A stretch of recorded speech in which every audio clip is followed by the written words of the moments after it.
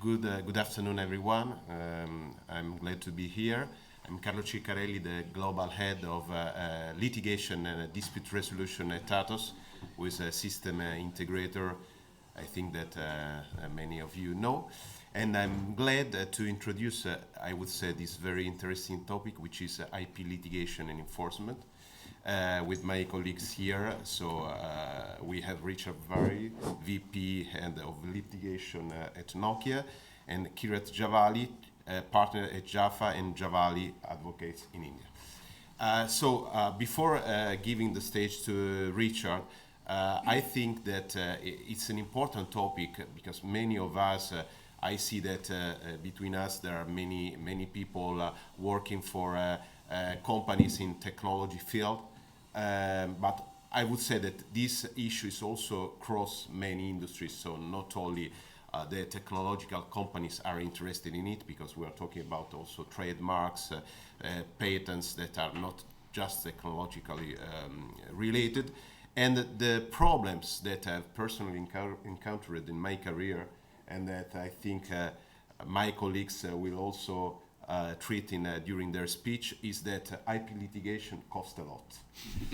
They are very expensive because you need very specialized lawyers, and normally, at least in the jurisdictions I know better, they are very low. I have assisted in a situation in Italy where to grant an interim measure for to grant IP rights.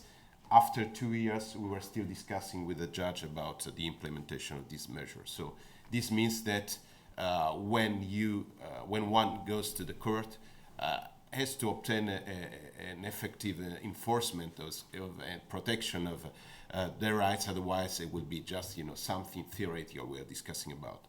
So long timing, very expensive, sometimes not effective enforcement. So this is why I'm very curious to know from my colleagues what is their experience and what are the suggestions and the tips that you can give to all of us in order also to improve effectiveness. Also at the moment where we are drafting a contract, so there was before a very interesting discussion about what is the interaction between the in-house lawyer and the litigator, or let's say the internal dispute resolution department. And I think it's always a teamwork. So, and we all learn from the experience. So I think that it's very interesting to know how you approach these matters. So Richard, I think you will start in particular talking about a specific matter that is the war in the smartphones field that we all read in the newspaper, starting from the famous Apple-Samsung fight, and then Kirit, he will talk more generally about the opportunities in the Indian market and the challenges, the recent judicial developments in this field in India, and also the enforcement challenges. So Richard, I give to you the stage.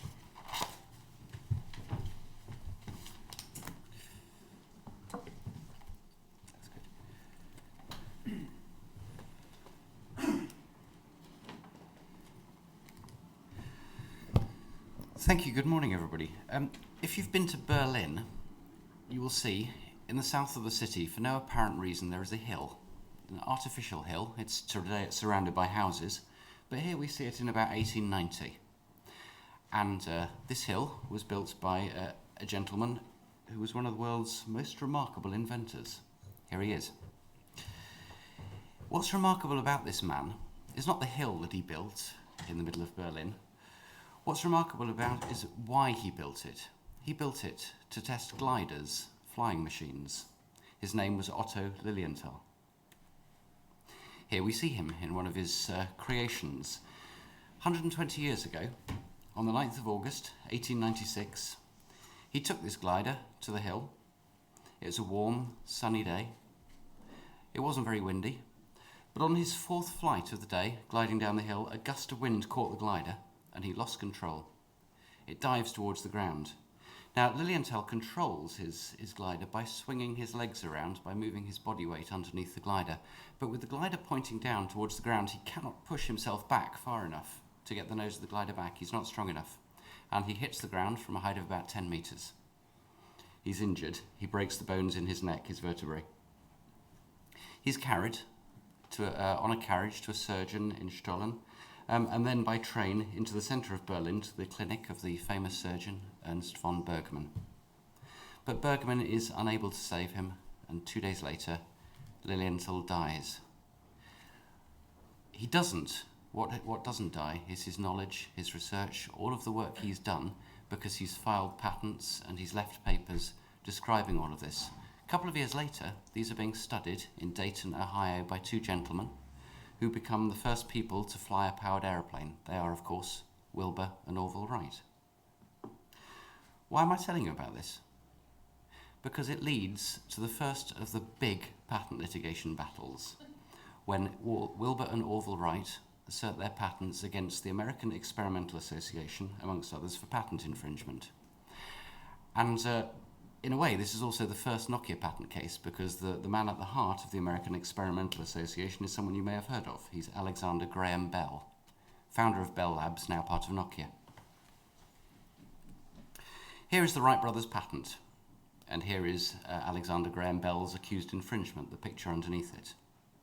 Now, the Wright brothers are successful in flying not just because of a single invention, but a whole combination of things. They used a curved wing surface presented at an angle to the airflow. There's nothing new in that idea. That's what Lilienthal was doing. That's what his papers described. And we know that the Wright brothers studied them because amongst their own papers we see all of Lilienthal's tables, and they used those to do their own calculations.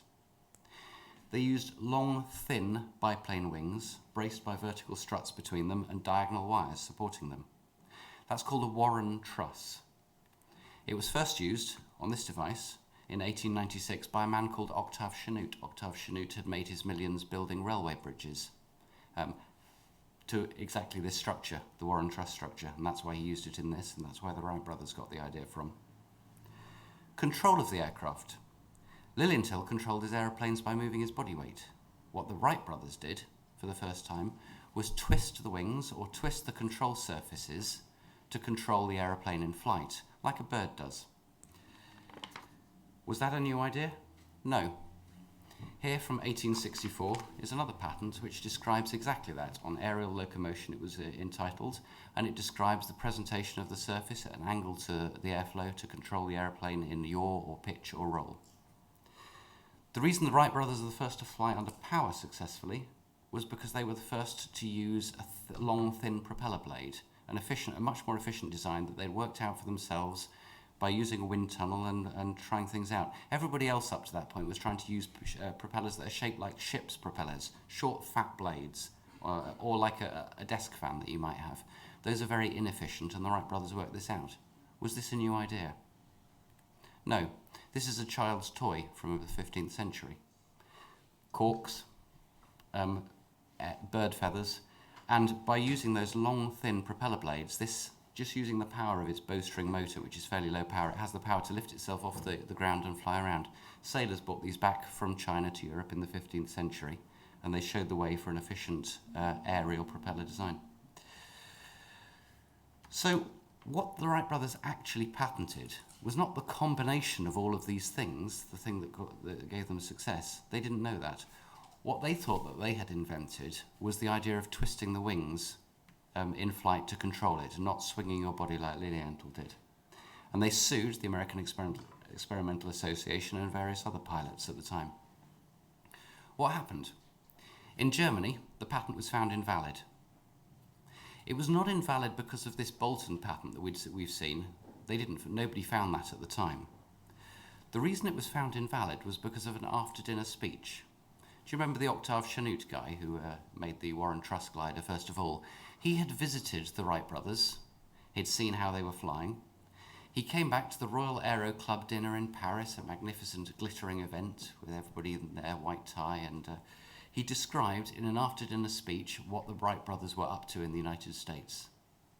Unfortunately for the Wright brothers, the date of that speech was before the date when they filed their patent application.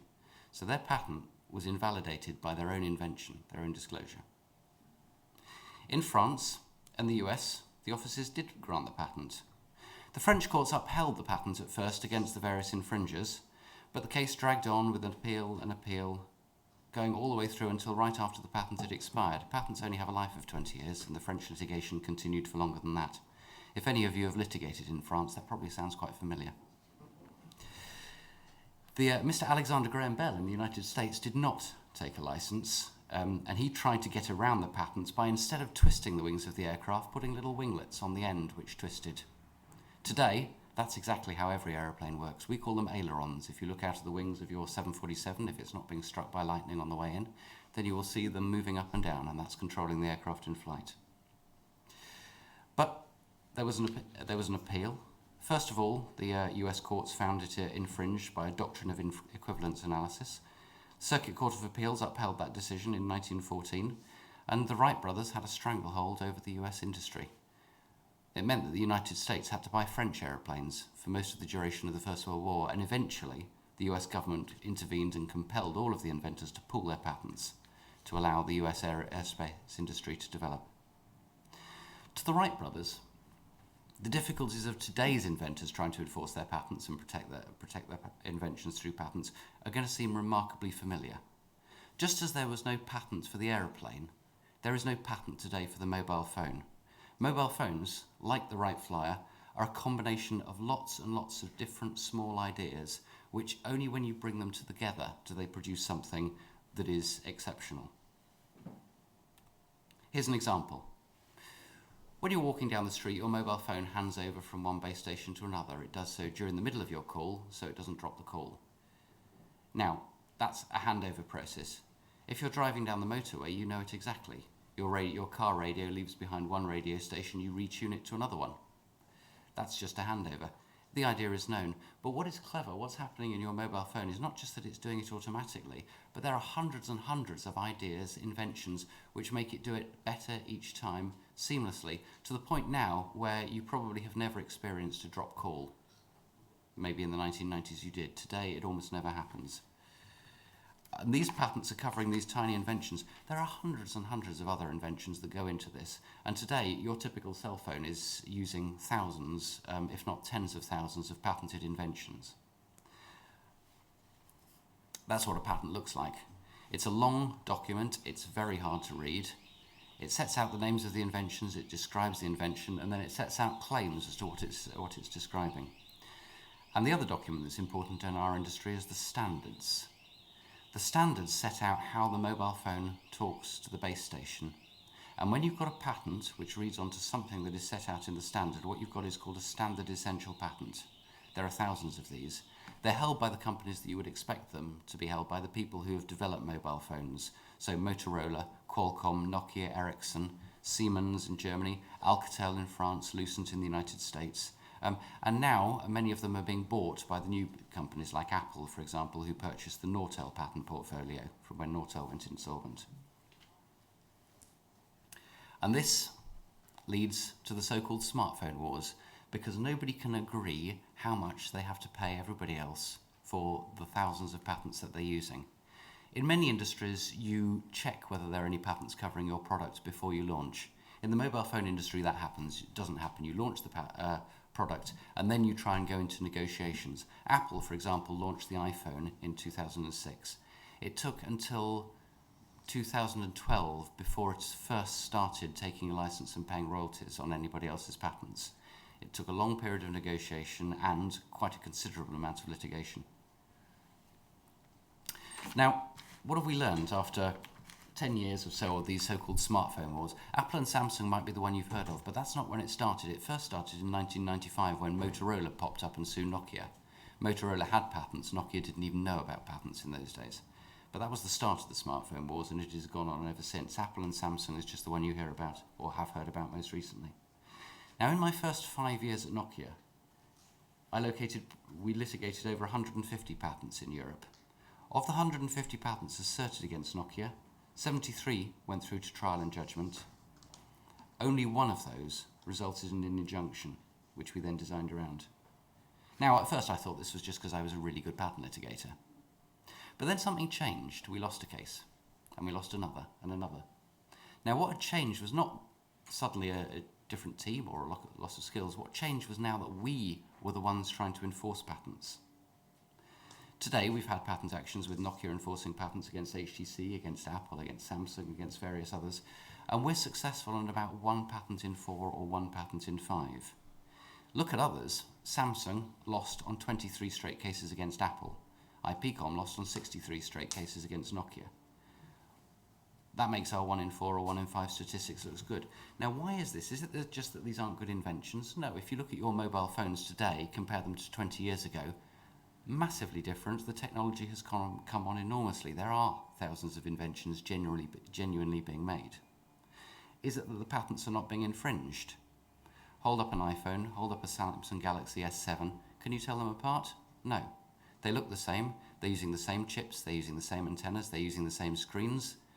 The operating systems are different, but to be honest, they could be the same. They look the same. They work in the same way. All of these things are using the same technology. Is it just that the patent attorneys are all rubbish? I don't think so. The companies are using the best patent attorneys. Or the lawyers, again, they're using some of the best law firms in the world to litigate these things.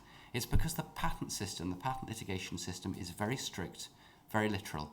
And it's very easy, just as the Wright brothers did, it's very easy for an inventor who has made a genuinely good, world-changing invention to find that his invention is not protected by his patent for some very small reason, an after-dinner speech given by somebody who had seen a product in use. So, as a means of applying commercial pressure to your opponent to take a license to your patents, patent litigation is expensive, it's inaccurate, and it's wasteful. You should expect that if you litigate your patents, 1 in 4, 1 in 5 at best is going to be successful. Mobile phones move faster than courts. Courts take a year to get to judgment. Mobile phone models change more often than every year. If you sue somebody for patent infringement, by the time you get to judgment, the thing you are suing on is no longer sold. By the time you've gone through appeal, the only way you can get one is from eBay or from one of these retro mobile phone sites. So you're going to need a lot of patent cases to win. Let's assume our 1 in 5 statistic to start with. Or, okay, I've said 30% chance, 1 in 3 statistic here. You're going to need at least 3 patent cases to be sure that even if the patents are good, you need to be sure to get a win. But the product life cycle is small, so you need to file many more patents in the hope that the thing you are attacking is still on the market by the time you get the judgment. Now, if people can design around and take these features out fairly easily, you need, again, more patents. And this is why we've gone from seeing 1 or 2 patents asserted in our industry to now 48. When Nokia sued HTC, we brought 72 separate patent actions. Now, bear in mind that each one of these is costing $1 million each. You can see the scale and the cost of patent litigation. Apple and Samsung, there have been 150 patents being litigated either way. Again, $1 million a time. They bought 23 patents in Australia alone. Not a particularly big market. This gives you some indication of the scale of the smartphone wars. You're in a race. You're filing patents against your opponent. Of course, what he's going to do is immediately file patents back against you. So what you're trying to do is get the injunction, get a remedy against him, something that causes him pressure to come to the negotiating table before he gets the same sort of thing against you. And this is what the race looks like.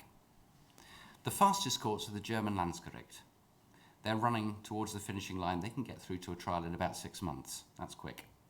They've got a half an eye backwards, though, because the German infringement courts don't decide on whether the patent is valid or not. That's decided by the Federal Patent Court in Munich. So they're glancing backwards at those wise old owls in the Federal Patent Court to see if they're going to invalidate the patent. And if they think they are, then the German infringement court will stay its action and stop. They're also glancing backwards at the Italian Tribunale. Now, who's heard of an Italian torpedo? An Italian torpedo is the way of stopping the Germans. If you ask the Italian court to decide that a German patent is invalid or not infringed, it takes the Italian court a very long time to realise that it doesn't have the jurisdiction to do this. The Italian proceedings carry on. The Germans, however, are very good and very law-abiding. Now the Italian court is the court that's first seized with the decision that they want to make about whether the patent is valid or infringed, and they can't do it whilst the Italian court is seized of the action. So the the German court is looking to see whether the Italian tortoise has fired off its torpedo, and whether, therefore, they can't move forward, and they have to wait for the Italian court finally to dismiss the action before they can move ahead. They're also looking back at the UK High Court. There is a German Supreme Court decision called the Volkswagengebungsmaschine, if you can pronounce that, you're doing well. That tells the German infringement courts that they have to take account of what the UK High Court has decided on whether an equivalent UK patent is valid or infringed.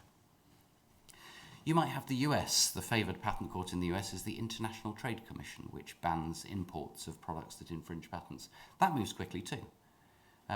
The US ITC is much more secure in its own jurisdiction as far as it's concerned. The Mannheim is just some town somewhere in Pennsylvania, so they're not bothered about what other courts are doing. Or you might have the Beijing Intermediate People's Court.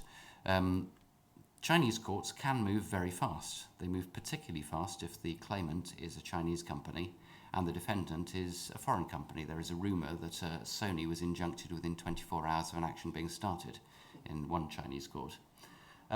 But it's a little different if the defendant is Chinese and the claimant is a foreign company.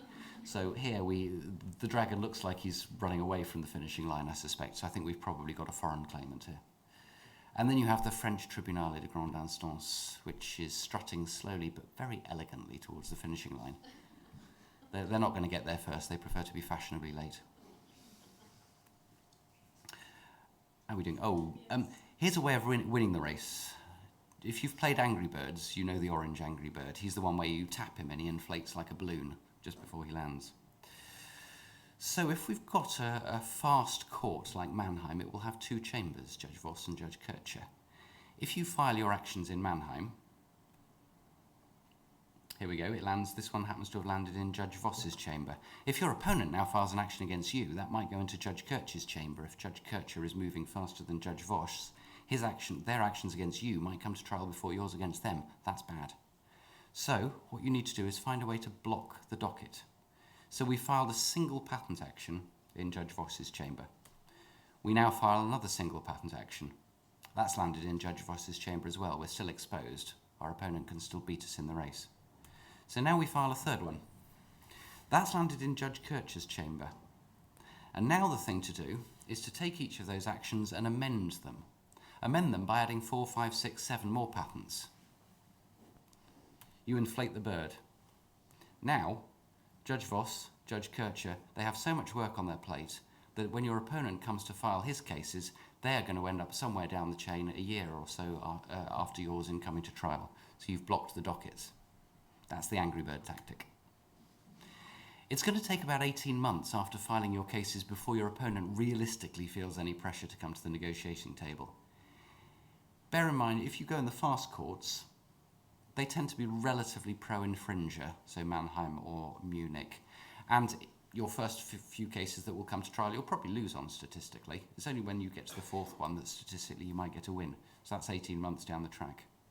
The UK is more pro-patentee, but the problem with the UK is that anything tends to get stayed pending appeal. So again, you're 18 months down the track before you're getting any real pressure on your opponent to come to the negotiating table.